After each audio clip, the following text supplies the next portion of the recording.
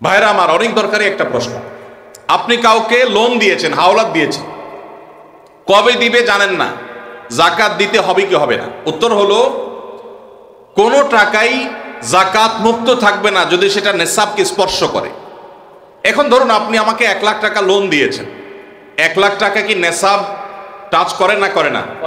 করে। 85 গ্রাম রূপা কেনার মতো টাকা থাকলেই নেসাব হয়ে যায়। তো 1 লাখ টাকায় 85 গ্রামের বেশি রূপা কিনা যায়।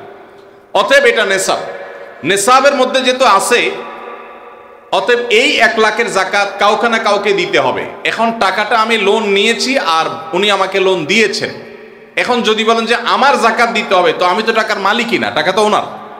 তো এই জন্য যিনি লোন দিবেন জাকাত তিনি দিবেন। এখন একটা প্রশ্ন হয়, ভাই এটা কোনো কথা হলো? বেচারা টাকা লোন দিছে, হাওলাত দিছে সওয়াবের আশা, আবার তার জাকাতও তার দেওয়া লাগবে, কেমন কথা? উত্তর হলো, ইমানদার লোন দিলে সওয়াব আছে না নাই? কিরকম সওয়াব ধারণা আছে?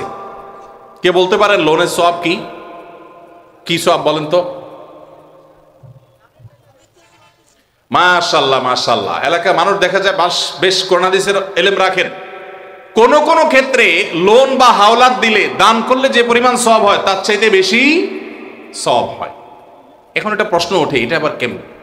দান করে দেওয়া মানে তো একসাথে দিয়ে দেওয়া, লোন দেওয়া মানে তো দিলাম আবার নেওয়ার জন্য, তো সওয়াব আবার বেশি কিভাবে হয়?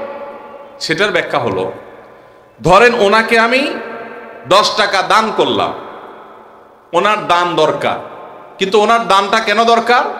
উনি এই 10 টাকা দিয়ে একটা কলা খাবে, যেটা আসলে তার এমন কোনো আহামরি প্রয়োজন নাই, এটা না খাইলেও তার চলে, পেট ভরা আছে। একটা কলা খাইতে মন চাইছে, টাকা নাই, আমি 10 টাকা তারে সাদাকা করলাম, দান করলাম।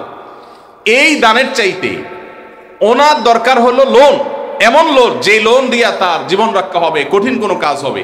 এখানে এই দানের চাইতে এই লোন দিলে সেটা সওয়াব আল্লাহর কাছে বেশি হবে। আরো বিভিন্ন ব্যাখ্যা হাদিসের আছে। এই জন্য ভাইরা, লোন যে দিবে সে তো সওয়াব পাবে, বিধায় জাকাত দেওয়ার কারণে তার যে টাকা কমতেছে, এতে তার হারাবার কিচ্ছু নাই। এই জন্য তাকেই জাকাত দিয়ে যেতে হবে। এখন কথা হলো, পাওয়ার সম্ভাবনা নাই। যদি এমন হয় যে পাওয়ার সম্ভাবনা, তাহলে জাকাত আপনাকে এখন দিতে হবে না, একসাথে পাইলে যে বছরে জাকাত দেন না সেগুলো দিতে হবে। আর যদি কখনো না পান, তাহলে না দিলে কোনো গুনাহ হবে না। জি।